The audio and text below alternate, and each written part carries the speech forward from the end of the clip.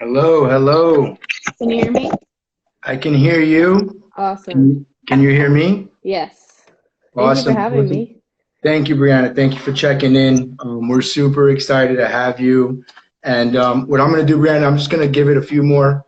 I'm going to Yeah, give it a yeah, for minute or sure. so, and then we'll get started. All right. How are you doing, though? Doing well. I'm enjoying the I, weather I like, I here. It's like, I nice like that. outside. I like that jersey. Thank you. I had to wear the USA There crest you, today. there you go. Awesome, awesome. So yeah, we're getting started here. Um, Couple more seconds, and then we'll give it a go. No worries, no rush.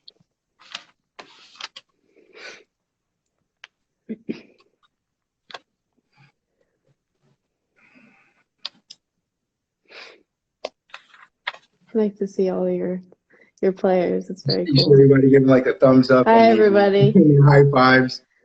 Don't be shy, guys. Make sure you throw those waves and those thumbs up. I see Blast U11 boys. Yep. Black Strikers boys. 2011. Absolutely, Awesome. absolutely. We have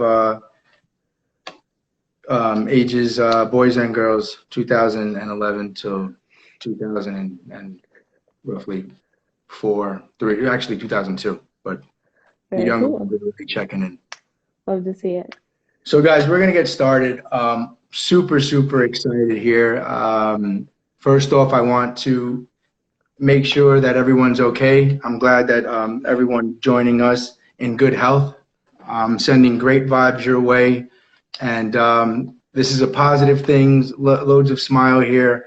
And we're so happy to have Brianna Pinto. Um, you know, I'm going to speak to the members and the players first, and then I'll go ahead and give you an introduction, Brianna.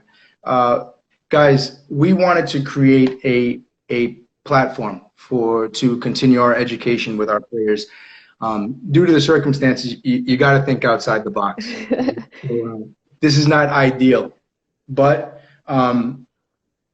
there's no way that we can use it in a positive way. Hence, why we brought someone like you, Brianna, in to help educate our players and to help educate parents and just tell your story and bring light Yeah, to for sure. what it is, right? So this is a platform that we've created, and we're always thinking of creative ways, whether it's on the field or virtually, which is it's our new norm. This is our new norm, right? And so before we get into it, Brandon, I hope you don't get embarrassed here, but I just want to tell you a story, okay? All I right. met Brianna Pinto when she was 10 years old, okay? I was living in North Carolina, and I had joined, some high level pickup at UNC Chapel Hill, and we're playing a game. Coach and legend Anson Doris is in the building. You got a bunch of great individuals, ex-professional players, current collegiate players in the building, and in comes this 10-year-old girl, and I'm like, so she's joining pickup here. I'm not sure what's happening, and obviously we know your dad, right? And I'll let you get into the family talk, but game starts and we start playing, and she's one touch here, two touch here. And I was so impressed by the simplicity at that age, the soccer IQ at that age, not to do anything crazy, but the vision and just to touch and move, touch and move. And I got to say, I was a fan, and it's a no brainer that you're here where Well, you are thank right you. now, and that you've had the success because I just remember the few times that you would come in and get involved in those games. You were absolute stellar and an unbelievable talent, and you would be blind not to see it at an early age. And someone that's in my field in youth development, I come to appreciate that stuff even more. At that Well, I time, have to thank you guys for letting me jump into those games. I think something that's so important is having a community of people that are there to help you grow in your development because being pushed and playing at a higher level where the speed of play is faster, the physicality is there, like I think that makes all the difference in the world. And then, like honestly, without like that pickup game, I have no idea if I would be where I am today because that set the development platform for me. Interesting. Yeah. Yeah. And why don't we just get right into it, right? You know,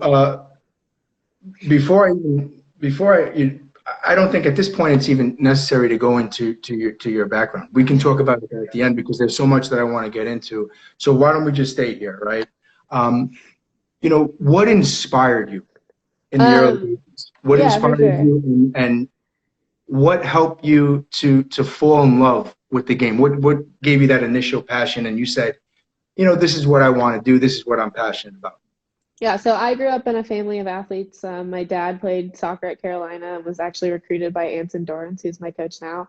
My mom played softball at Carolina as well. So, coming from a family of student athletes where my older brother plays at Duke and my younger brother's going to Princeton in the fall, it motivates you.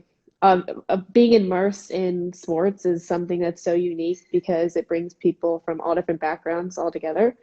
Um, I started playing soccer at age 3 because I wanted to be like my big brother and kind of follow in his footsteps and play in the local recreation league. It was called Rainbow Soccer League. So I joined the team, and my dad could tell you a story about my first game where I kind of stood there. I just like watched the kids like dribble by and score a bunch of goals. And I watched the same kid score 5 or so goals, and I was like, maybe I could do that. So I stick my foot out as he's dribbling by, stick my foot out, take it, and dribble it right back to the goal. And my dad's like, oh my God, like, hopefully that wasn't a fluke. And I was like, wow, like, this is fun. Like, I love scoring goals even today. And I think that game, like, once I, like, found my groove, I, like, scored, like, 5 goals in my first game. And that, to me, was motivating. Like, being able to put your team on top and win the game is so, so cool. So anyway, so as I progressed through local recreational leagues, I eventually joined the boys because I was looking for a faster speed of play. For me, I figured out that I was kind of good and accelerated at a young age. I was always reminded, but that was a source of inspiration for me. So in joining the boys teams, I was looking for faster speed of play, like I said, and then a greater physicality. And that accelerated my development because I was forced to like hold my own So every single initially, time I stepped over so the field. Yeah. you played with boys, and did you play older, or did you play your age? Yeah, so I'd train with my brothers all the time and his friends when I was like super, super young. And then once I joined like a club team, which is what they're doing, like U10 to U12-ish, that's when I was playing boys with the boys. And then it kind of like progressed into like my dreams wanting to like reach the national team. I had seen like players like Christine Lilly, and I don't think Heather played with the boys, but so many players on the women's national team back in the day had to play with the boys because there weren't opportunities for women to like grow into the best kind of player that they could become. So I told my parents at age like 5 that I wanted to be a Carolina girl and I wanted to represent the United States national team. So to be living my dream today is like super, super empowering and exciting and such a blessing at the same time because you get to see your dreams come to fruition through hard work and stuff like that. So you actually figured that out at 5. That's that's amazing. So before I move on here, you didn't join the ACC and University of Pennsylvania because you had Wasn't an a accident. father who played and a mother who played at UNC. That had nothing to do with it. No, it wasn't an accident. But no, like back to your question of who inspired me. My parents inspired me because they showed me that hard work pays off at an early age. Um, Players that inspired me, I grew up watching like Ronaldo and Ronaldinho and Messi, and like I think today we're living in the best era of football around the world. So it's so cool to watch so many different players play in so many different styles and like being immersed in a soccer household, you get to watch games all the time. Like the World Cup is the best time of the year or every 4 years because you get to watch a game every day over the summer. So players like that. I also liked watching Crystal Dunn because she was at Carolina and I was old enough to like remember when I was interacting with her. I have a poster in my room on my wall that's from the like 2006 UNC women's soccer team, and it's been there ever since because it's a reminder of where I wanted to go. You know what's interesting is I think that you were put in a place to help you grow, to help you succeed, right? Being Yeah. surrounded by the talent and being surrounded by the soccer minds that you were around, I think that helped mold you. And you know, get into that a little bit. Talk about, as far as inspirations and your family, in the early stages, how did coaches and how were you inspired? How did they help you build and help mold your character and help set the path for success for you? Because I think that's important, because in every part of development, you're going to come across someone that can make or break you. Yeah, for So sure. how was your journey being surrounded by these names, which is amazing, right? These legends. So for me, like those legends were regular people. Like anybody could do it. So like I'm a huge believer in if you anything you set your mind to is attainable. So something that was important for me was seeing the hard work that goes into what we see on TV. So any chance we could, like my parents would take me to the U.S. men's national team training, like their practice. So you see the hard work that goes into them representing the United States like on the world level. Another example is I went to the Carolina 2012 preseason practice. I have a picture of it on my dad's Facebook, and that was the last year they won a national championship. And to see themselves literally kill themselves to give every ounce of energy that they had, it was something that I wanted to get in my game as soon as possible.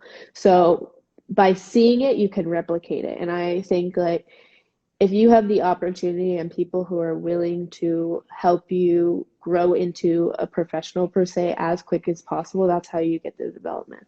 I think there's hard work that comes with it, which we'll get into later, but I think the first step is like having a community of people who are willing to help you.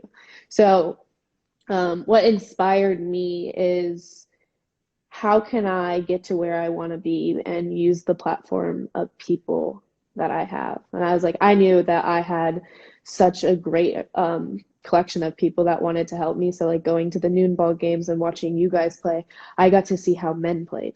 And I wanted to play like that. I wanted to play in a quick two-touch pass and move kind of style, and I wanted to be deceptive on the ball. I wanted to learn how to strike a ball properly. I just wanted to become a well-rounded player. So to see pros at a young age and then see the work process that goes into them being great, that's what inspired me. Awesome. That's awesome.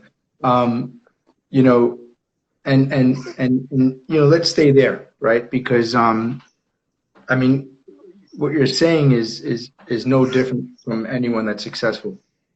Their story, right? I think it's amazing that at such a young age that you recognize that it shows such maturity that I respect, and I understand why you are where you are. But let's talk about when did you get the drive to compete? Because let's face it, right? You've been around Noonville. Even when the smoke cleared and it was all said and done, you probably saw fights, and they probably didn't drop F-bombs that day, just because we had you in the building. Yeah. But It was like as close. when did it start to build where you said, you know what, I don't want to lose, and more importantly, this is my pride on the line. This is my family's name on the line. This is who I am, and I'm going to show the world who I am. When did that start to develop inside of you? When did you become and say, you know what, because it starts small and then you grow into it. But when was the initial, say, I love competing. Okay, I think something that's unique to me is like I'm the only girl of three kids. So I have two brothers, one older. I was always ganged up on, and I wanted to prove to them that I could beat them at anything we did. So an example is like my parents allowed me to play whatever sport I wanted to growing up. So I also played tennis. I also played t-ball and stuff like that. I think when I was like 5, they took me out to a driving range and I couldn't hit it very far. So I chucked my club down the drive, like down the like green, I guess. And they saw that fire in me. Like I wanted to be the best right at the moment that I did it. Um, and then going in to see the noon ball games, I learned that soccer is like a lifestyle. It's some people live and die by it. Like you can see the passion from people in Brazil when they lost 7-1 in the World Cup in what was it, 2014? Yeah, Right. but you can see like how much it means to people. So as I started to get more and more opportunities extended to me, like getting to travel the world, I was like, I want this to continue being my lifestyle. I don't want it to like be a fleeting moment of success. So, in order to sustain the lifestyle that I always dreamed of, I knew I'd have to work twice as hard to keep it. An example my parents gave to me when I was younger was like an Indian train. There's a picture on the internet that I could send you later that it's an Indian train and there's hundreds of people on it. Everybody has dreams of being on the national team, but only a few stay on it. So you have to fight your way to the top, and then you have to fight everybody else at the bottom off.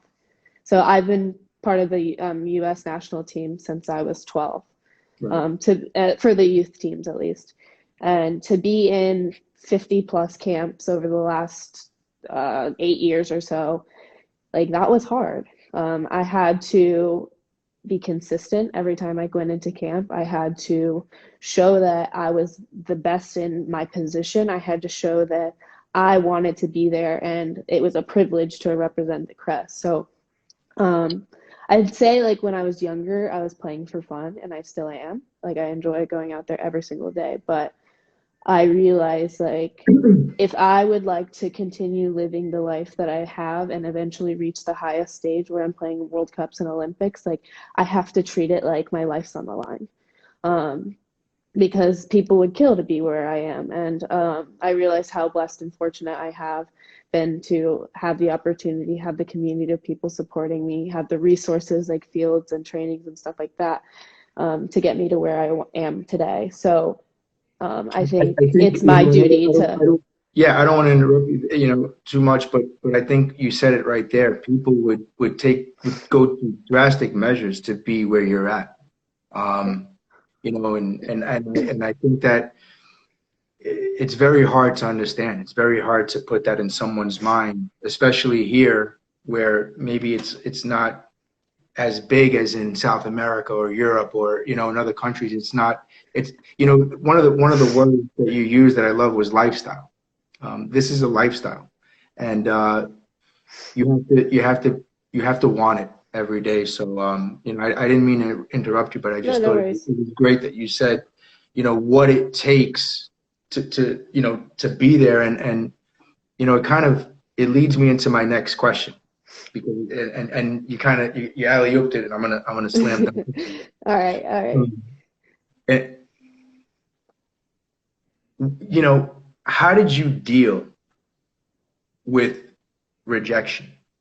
Yeah, Because rejection's part of I it. think rejection defines you, defines I'm sorry, it defines your character, right? So Yeah. how did you deal with rejection?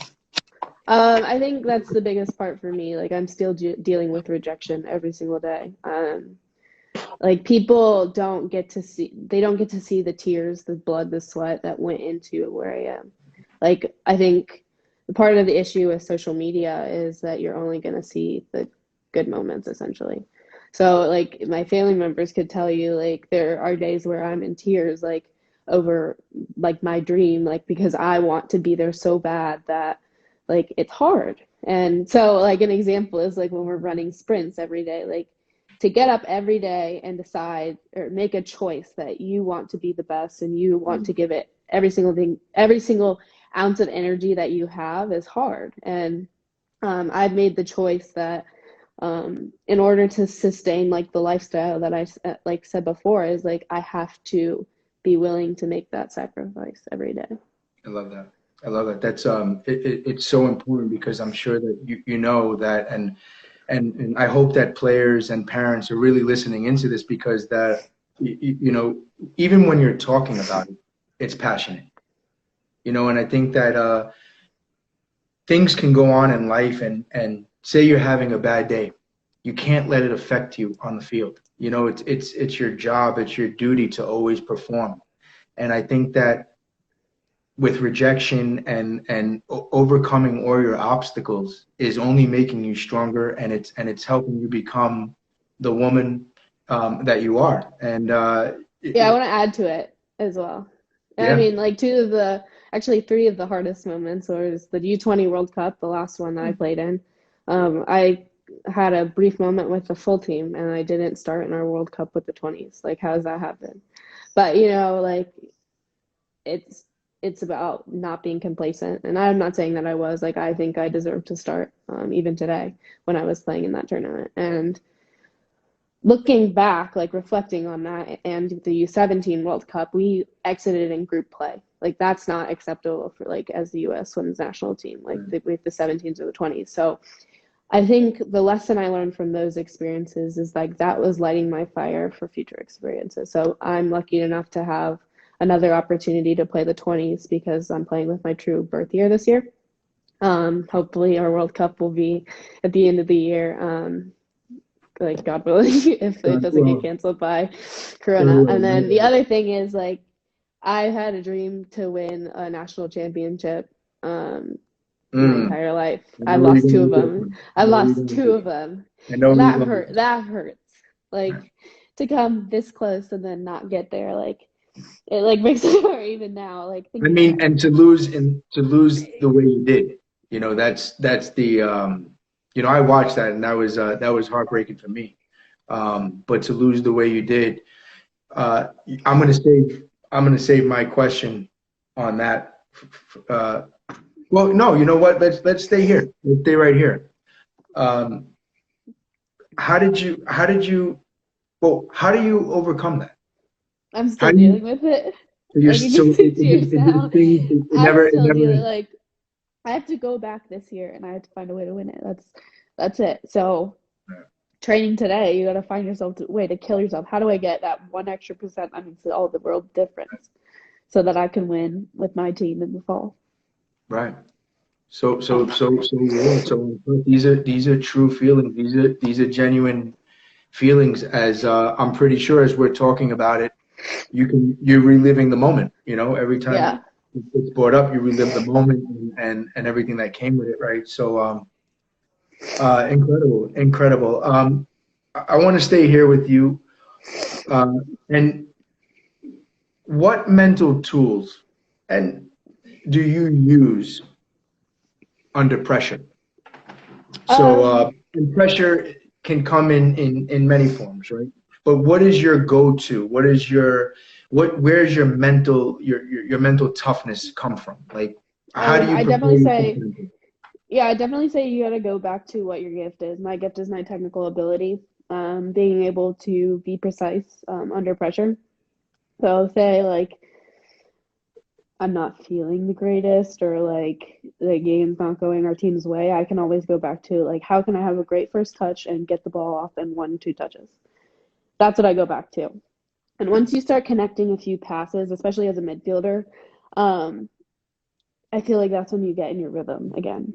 So like soccer, like it can get out of hand in any moment in 90 minutes. So yeah, you have to find a way to sustain that rhythm, and that's not always going to happen, especially when you're playing good teams at the highest level. So um, when things get like kind of rocky, like focus on the basics. Like how can I complete my passes? How can I win the like aerial challenges? How can I um, the other thing is like you can always control your work ethic. Make sure like as a midfielder you have I to mean, make I sure love that. that I love that right there.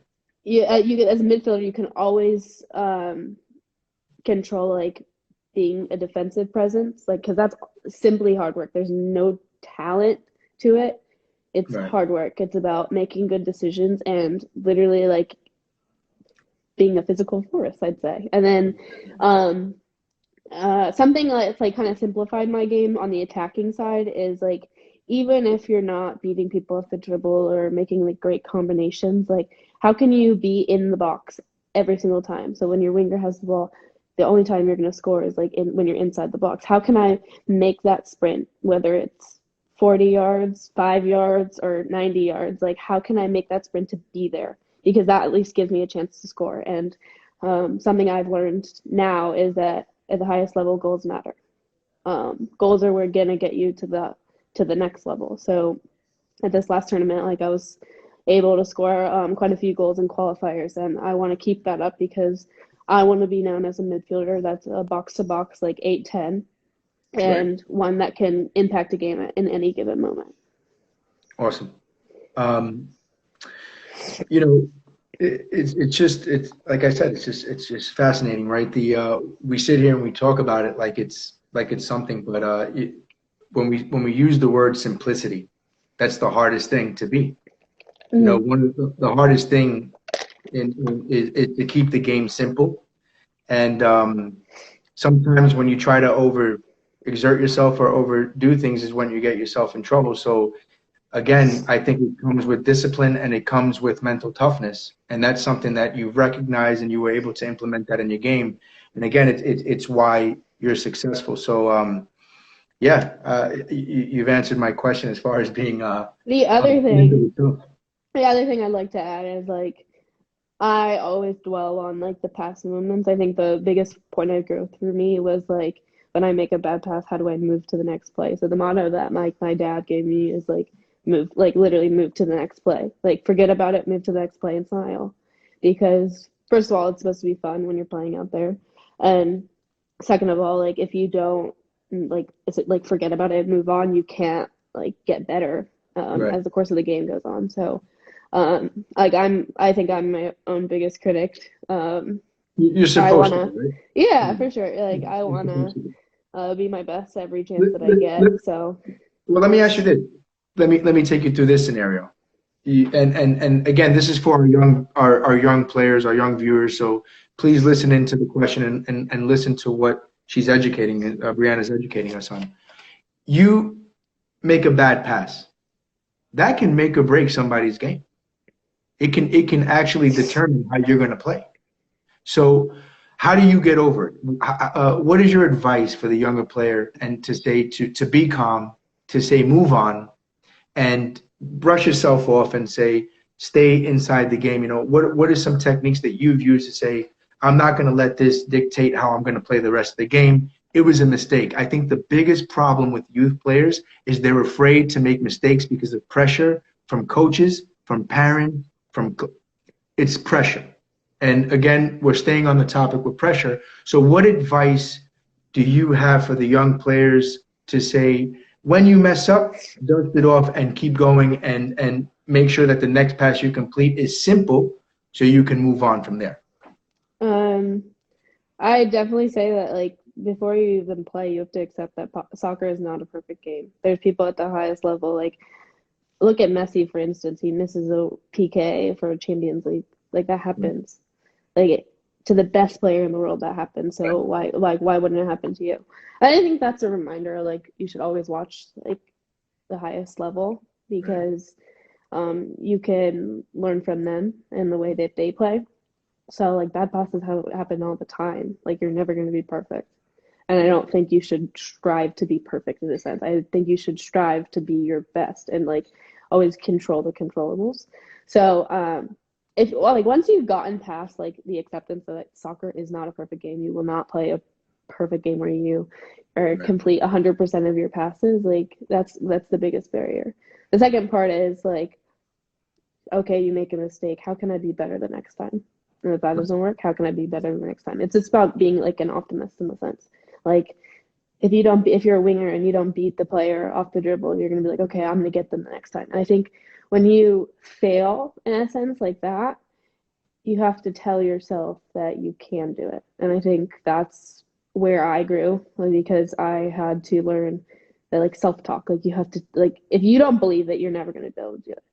Right. So if you've got people screaming on your face that you can't do it, like your coaches, your parents, like that makes the situation even worse. But you should never let any like the things you're hearing determine what you can do. So ultimately, what I'm hearing is that you are in charge. Yeah, you're in charge. You're the one on the field. Like your parents and your coaches, they could scream at you all they want. They could pull you off the field even. But in your time that you're on the field, try to make a difference. Like Yeah. the amount of time that you're on the field isn't guaranteed, but if you can score a goal or get an assist or make a great save, like a tackle to save the game, like How many times have you seen this? And this is even at the highest level. A sub is put in, I believe we call them super subs, in the 87th minute, and they score the game winner, or happens all the the time. time goal. It happens all the time. And then guess what?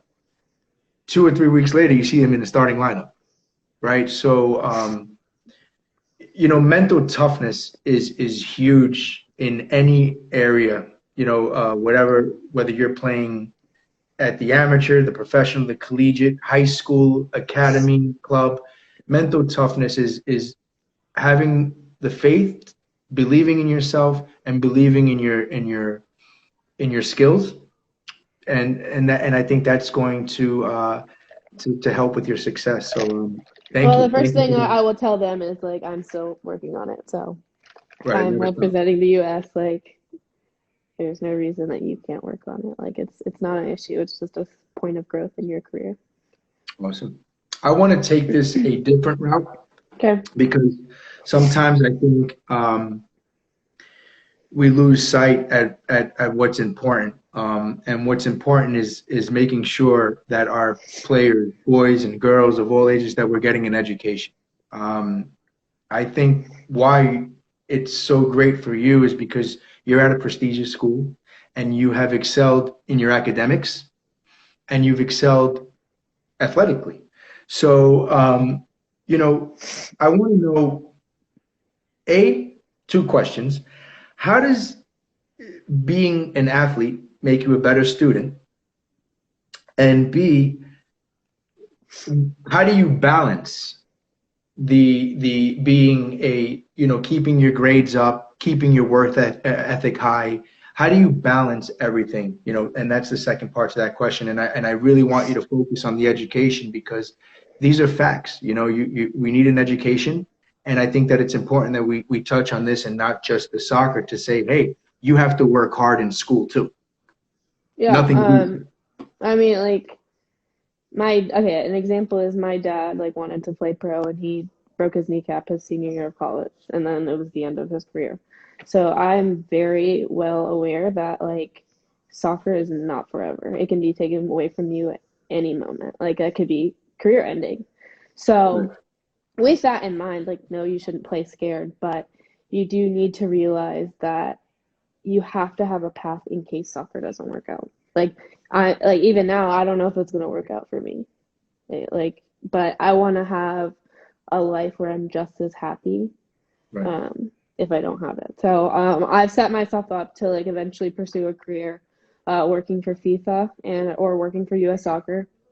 I'm in the business school at Carolina, and I wanted to give myself an opportunity to do business because I feel like it can take you into any field that you're interested in. Right. And then with that being said, so I think athletics are an incredible resource with academics because it teaches you so many valuable skills that are important in the workplace, important in school, and important in life.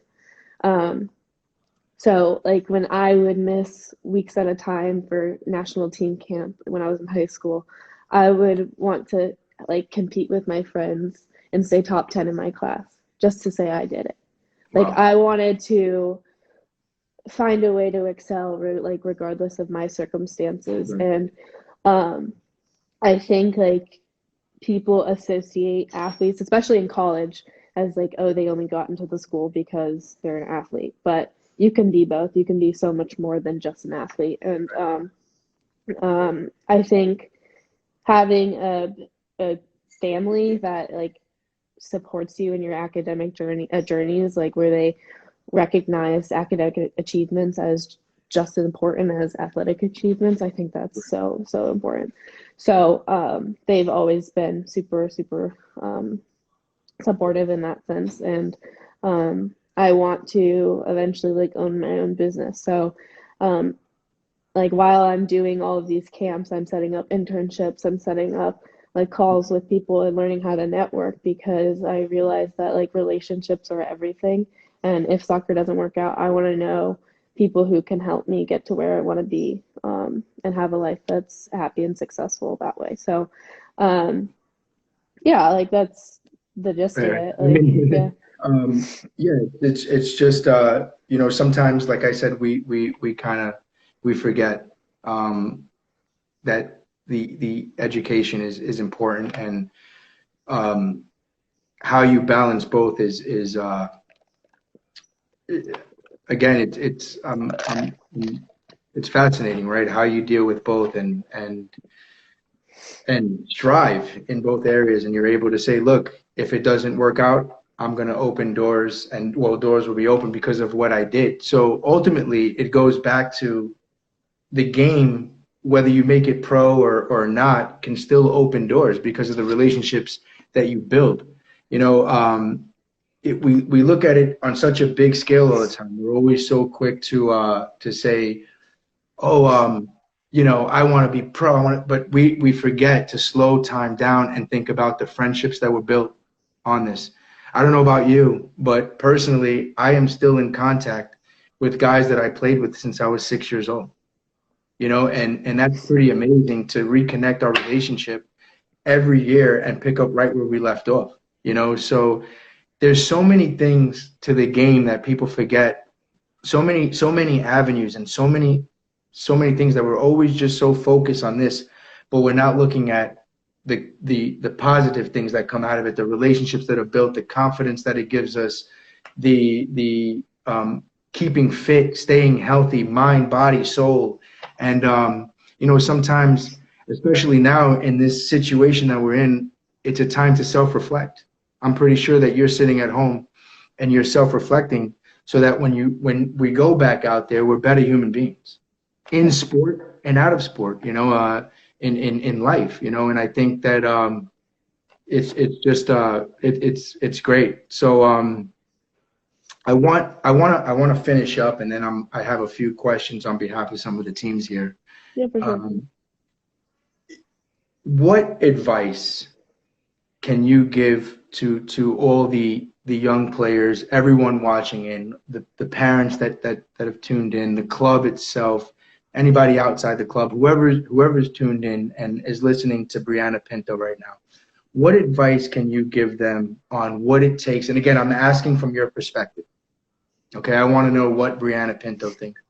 What advice can you give to the viewers at home on what it takes to be successful, and what sacrifices, because this is huge, did you have to make, that you're making now, to go where you want to go, to complete your goals, to play in a World Cup, to represent this nation, to win a World Cup, and to win the NCAA title? How is Brianna Pinto going to stay? What advice do you have to give to the viewers? Yeah, so my first piece of advice would make sure you're enjoying it. Like it shouldn't be like a job. It shouldn't be something your parents tell you to do. It shouldn't be something that you like feel forced into essentially. And for like the younger people, like I definitely say continue playing other sports because you'll find what your calling is and like what you enjoy most. So like I said, I played tennis and baseball and I just naturally fell in love and gravitated towards soccer. And I think like the skills you learn with like the quick footwork in tennis and like the hand-eye coordination and in baseball, like that translates. And with basketball even as well, you get to see like passing angles. So like continue playing other sports.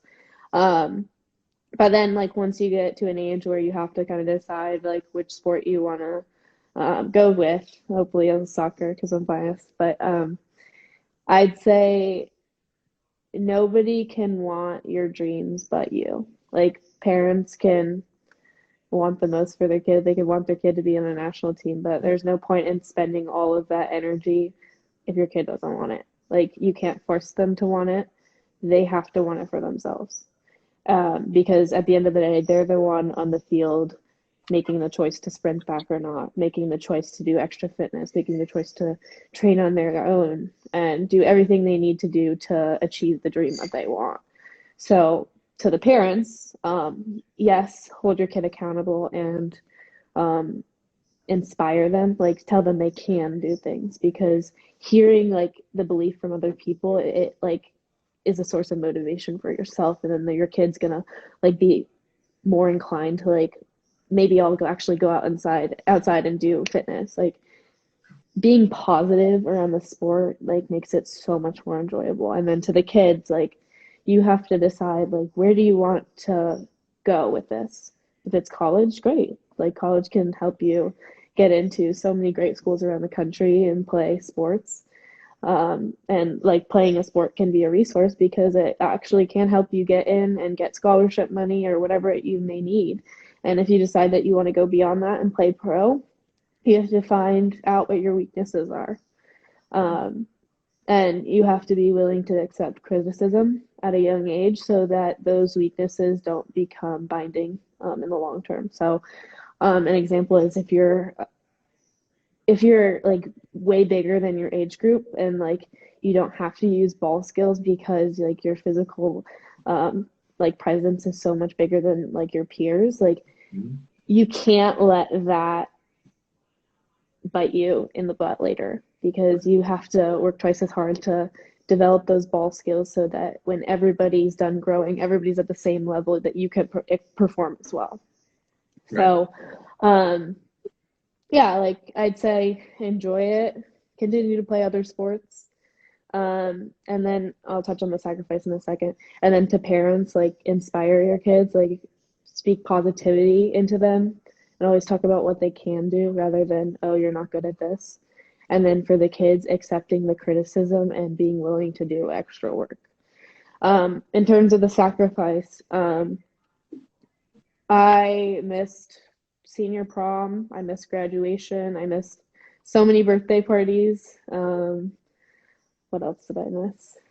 I missed like family events and So I'm family sure that you reunions. also miss like holidays, right? Because from time Holidays, to yeah, like time, Thanksgiving when I was like maybe 14. I missed so many holidays. But I knew that I was doing something bigger, essentially. I got to spend my 16th birthday in Lake Como, Italy, because I put the extra work in to represent the national team. I got to go to places that I would never go in a lifetime. Like one of the coolest places I've ever been in my life was Amman, Jordan, and the Holy City in Israel. I'm religious, so to see like my dreams come to fruition through like all the blessings that I've had, it's really come full circle, and it's like showed me that there is a bigger power that has a plan for you. So I think like that experience was inspiring for me because I get to see that like a higher power is like working for me and wants me to succeed. So anyways, like soccer, that's something that's so unique to it, is that you get to travel all over the world for it. Even with your club team, there will be opportunities where you can go to another country and play maybe a school or a club team there. And that to me is so much more exciting than going to a prom or like seeing graduation and stuff like that. And but when you do make those sacrifices, like when you do come back, make sure you invest in the people, like your friends, like your family.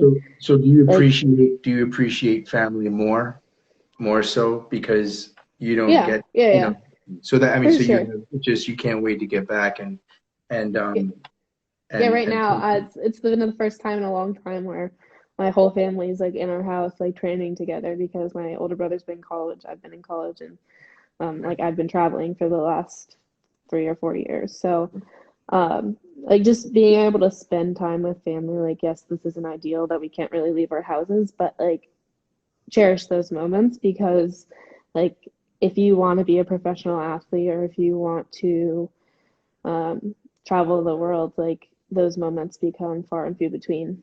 So I definitely say invest in the relationships when you have the time, because those friends that supported you while you're going to train to be on the national team and like just sent you like texts of positivity, like those people are so important in the long run. And like having your community full of people who are like who want to see you succeed. I'm sure it goes a long way too when, let's just say, you're feeling lonely, you know, you might be down and out, to get a text from someone that you love and someone that supports you, and that's checking in on you, I'm sure that that keeps your it keeps you focused, and it helps with sometimes you might be down on yourself or you just miss your family, and then that text can go a long way with support. So Yeah. amazing. I have a few questions that I'm going to open up from some of our players and our teams, Okay, good. and then we'll move on. But Manoli from the 2009 United team asked, "What drills and exercise do you remember doing when you were younger? How did you work on your?" I guess he means it from an individual, Yeah. and how did you work on, what did you do for your ball control and your foot speed to help you with your development? I will tell you this, if you go on YouTube and I'll explain it, but if you go on YouTube and search my name, like Brianna Pinto, the next one or something like that, you'll see like all these ball skills that I learned. So anyways, when I was like probably 6 to 10, that was my dad's opportunity to like get my fundamental ball skills down. Because like I feel like after a certain age, like maybe 13 or 14, you're not going to get much better Right. at the fundamentals. So I did inside, outside, inside, outside, inside, outside, a dribble. And we had numbers like associated with a certain move. So I'm dribbling inside, outside, like all over a field. And my Right. dad would call out one. One means a step over. Two step overs. Three, a cut back. Four, outside of the foot cut back. Five, and I can still remember them today because I did it so many times. Five was like a step over turn. And it goes on and on. I think there were like maybe 9 moves, like concrete moves that I had down to a T where I could stop the ball on a dime. Just getting comfortable with the ball and being able to dribble and change directions and slow down and like increase your pace. I think that makes like all the world's difference. So then now that I have like the basic fundamentals down, I try to do it at pace. So how can I replicate the game when I'm training? So if I do a ball skill, how can I accelerate at speed so that I can beat the defender Right. that would be in a game and then finish? So right now what I'm working on is like how can I become organized in the box? I think half the battle is not necessarily shooting, it's just knowing what you want to do before you get the ball. So I'm trying to simplify my game where when I'm on a certain part of the field, I know where I'm shooting every single time. Right. I could go into depth about this, but if you're outside, if I'm outside, like, okay, this is the goal. If I'm outside the near post, I'm shooting it back post because the goalkeeper is going to be like on the near And post. these are things that you're It's like just working on. it's Right. shooting tactics, Right. and you can never work on stuff like that enough. And then if I dribble across the goal frame, I'm shooting back to the near post because the goalkeeper is moving, inching as you're inching. And then Right. if you catch them back to the near post, like there's nothing you can do about it. So, anyways, I'm working on shooting tactics because I want to become a midfielder that can score So in any this given is moment. okay. This is right now. This is Yeah. So when I was younger, I worked on the ball skills. I always work on my fitness because you want to be as fit as you can be at all times. right. Um, finishing is important. Juggling just so you can like continue to like have control of the ball. Right. I don't personally. I didn't do like a bunch of tricks when I was younger. Like Right. I could do them, but I don't think it's like essential to the game. Yeah. I I just like mean, how can I keep the ball up and yeah. make sure that I have control of it. Right. So those are the kinds of exercises that I do. Awesome. This actually comes from one of our coaches, um, Phil Bannister. Yes. Phil Bannister wants to know, who was your biggest, I guess, inspiration or the player that you looked up to on the women's side as an athlete? The Or women's was side it of the just, well, okay. or, This is you know what? I'll let you do woman and man, like the two my favorite that athlete was women's side. With I'll get to soccer player, but with Serena Williams because I liked her story. okay. She came from nothing and she made a career. And she's one of she's like the best player in tennis. Um, I don't know. Like I didn't get to see. I wasn't old enough to see her when she was like 15, 16 years old, but I got to see her in her prime of her career and how hard she worked to stay at the top. My favorite player, I always like Crystal Dunn because I think representation is important. Finding somebody that looks like you makes you believe that you can do whatever it is that they're doing. And I got to see her like when she was at Carolina win a national championship and then go on to win uh, the World Cup. Yeah. So I think that was like the most like tangible example that I could give you because everybody says like, oh, I liked Mia Hamm, and I used to say that, I will admit it. But I realized this past week is like I've never seen Mia Hamm play until like 2 weeks ago when they aired like the '99 World Cup because it wasn't televised. So, um, like thinking about it, my favorite player was somebody I could actually see playing on a daily basis. And then I've liked different players on the men's side for different reasons. My favorite of all time is Messi, but my favorite midfielder is Andres Iniesta, that played with Mhm. Barcelona, because Mhm. that's how I aspire to play. He's like the master of time and space. Mhm. He's deceptive. He can score or assist. Um, I and mean, I don't know. He talk just about a was so player. clean on the ball. Yeah, I mean, it was just talk about anticipation. Like he just before the ball even got to him, he knew where he was going. He It knew was, where he was going, and he was just so right, efficient. right. And like somebody that had flair, which I'd love to like continue to add in my game is Ronaldinho. Like I want to learn, not learn, but continue to develop it, like attacking in the box and using ball skills to score goals and like making it Right. look cool, like at the same time. So Ronaldinho was like a lot of fun to watch. So yeah, those are some of my favorite players. Awesome. This comes from the 2008 girls team here at Auburndale, 2008 Blast.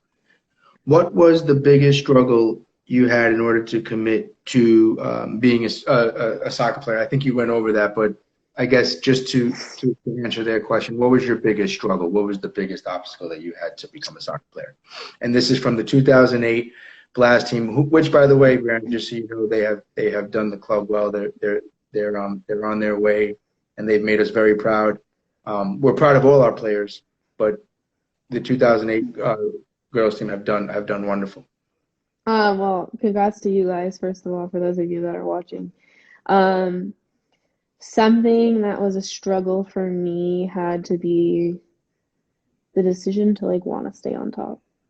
Like I had these lofty goals, but like getting up every day and working towards them, I think that's the hardest thing for me. And then like on top of that, being willing to sacrifice other things that like might lead you to temptation, especially when you get into high school when you have friends who have like other interests and stuff like that.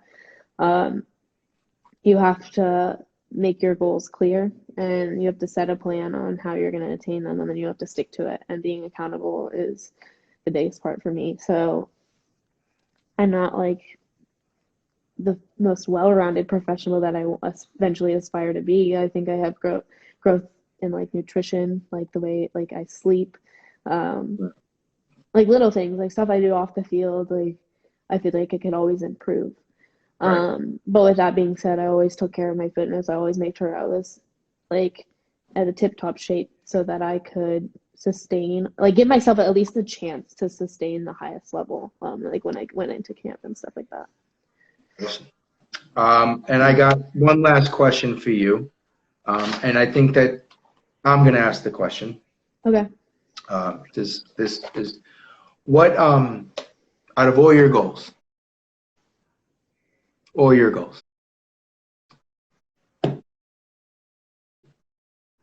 collegiate, national, academy, which one meant the most to you? I mean, like when everybody has that that goal, right? Yeah.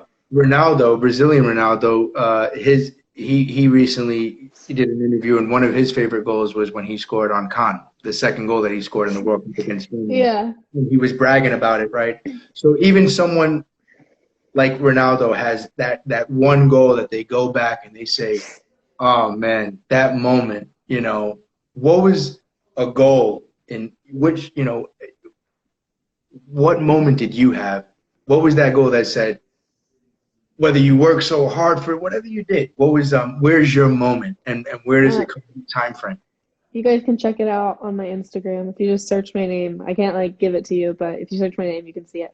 My favorite goal was my first goal as a Guitar Heel.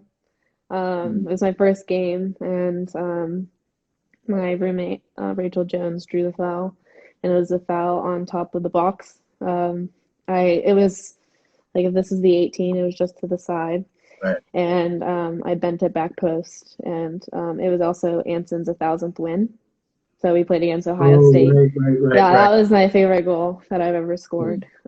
Meant the most to me because I was playing my first goal as a Carolina soccer player, and that's something I dreamed of my entire life. And then to like also be a part of like Anson's 1,000th win as a head Wow. coach is like so cool to me. So yeah, that's my favorite goal. Awesome. Um, before we leave, you know, it's very easy to come across someone and see how genuine they are. You definitely have a way. Uh, you're very passionate person. You can just tell you come from a great family. I'm a fan. I've followed you, and again, just completely honored here. So, I just want to say on behalf of the club, um, on behalf of our director here, Chris Megaludis, on just the board members, the the players that checked in. We can't thank you enough. This has been so inspirational. Just sitting here talking to you, and guys, just so you know, I've actually had the chance to have a couple of conversations with Brianna, and she's she's a great person. I can just tell, just great energy, and we're so humble. And I think what you've done here for us is again, we're going to always try to create platforms for players so they can grow up to inspire to be like you or to have that story. And I can't thank you enough for taking the time and sitting down with me and sitting down with Auburndale Soccer Club. Um, guys, can you The just tell message. everybody what's next for you? Because I want our club to turn around and to make sure that we're supporting Brianna, Pinto, and you're always going to hold a special place in our hearts because you're our first guest, and this is new to me, this is new to everyone, and if when you stop learning, you stop living. And to say that I sat here and I can take from your story and I learn from your story and it's going to make me a better person and inspire to be a better coach is I'm just saying it on a small scale because that's what you've done for me personally, and I'm sure that you've inspired the viewers. So what's next for Brianna Pinto? What can we look out for you, and how can we support you? We know we want you to go get that. I see that the NCAA finals. You know, um, we might even gather a group there and come there to support you. I would Um, love that. so It'll be in hopefully they have Cary. it.